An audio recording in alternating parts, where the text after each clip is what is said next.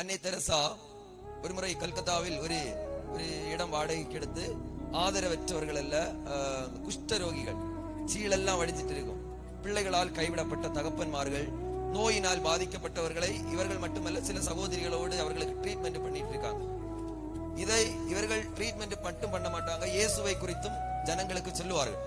இதனால ஒரு கூட்டம் அமைப்பு, இந்து அமைப்பை சேர்ந்த ஒரு பகுதியினர் இந்த சகோதரியை துரத்த வேண்டும், எங்கள் தேசத்துல பைபிளை பிரசங்கிக்க வேண்டாம் என்று சொல்லி கேட்ல எல்லாம் கதவுல எல்லாம் அடிக்கிறார்கள். தர ஒன்னு எனக்கு விடமாட்டோம் என்று கம்பு தடிகள் எல்லாம் கொண்டு. அப்போ எல்லாரும் ஒரு முடிவெடுத்தார்கள், தலைவன் நீ போய் பேசி அவளை இங்கிருந்து விரட்ட வேண்டும், இல்லைன்னா நம்ம எல்லாத்தையும் என்ன செய்வோம், அடிச்சு நொறுக்கோன்னு. ஒரு மனிதன், அந்த இந்து அமைப்பை சேர்ந்த ஒரு மனிதன் உள்ள வந்து பார்த்தபோது குஷ்டரோகிகளுக்கு பஞ்சில அந்த சீழெல்லாம் துடைச்சிட்டு இருக்காங்க. ஒரு சகோதரி ஒரு மனிதர் வாந்தி எடுக்கிறார், அதை தன்னுடைய கரங்களால பிடிச்சு பக்கர்ல கொண்டு ஊத்தி முகத்தை எல்லாம் கழுவி விடுகிறார் மற்றொரு சகோதரி.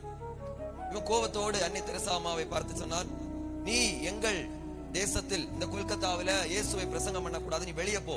அந்த அம்மா தாழ்மையாக சொன்னார்கள், நீ இந்துவாக இருக்கிறாய், இந்து புத்தகம் எதை சொல்லுகிறதோ அதை நான் என்ன செய்வாய், நீ செய்வாய். முஸ்லீம் அவனுடைய தெய்வம் என்ன சொல்லுகிறதோ அதான் செய்வார்.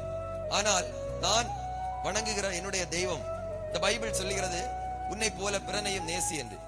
இவன் அப்படியே பார்க்கிறான், எல்லாத்தையும் பார்த்துட்டு அப்படியே சங்கடத்தோட வெளியே போய் எல்லாரும் கோபத்தோட இருக்கிறாங்க. இவன் சொல்லுகிறான், நீங்க யாரும் ஒண்ணும் பண்ண வேண்டாம், நம்ம வீட்டுல உள்ளவங்களுக்கு கூட நாம செய்யாதத எங்கிருந்தோ வந்து ஒரு சகோதரி செய்து கொண்டிருக்கிறாள், அதனால அவள் செய்யட்டு நம்ம போவோம்னு சொல்லி அப்படி ஒன்றும் பண்ணாம திரும்பி போனார்கள். பாருங்கள், அதான் இந்த வேதம் நம்மை பார்த்து சொல்லுகிறது, உன்னை போல பிறனையும் நேசி.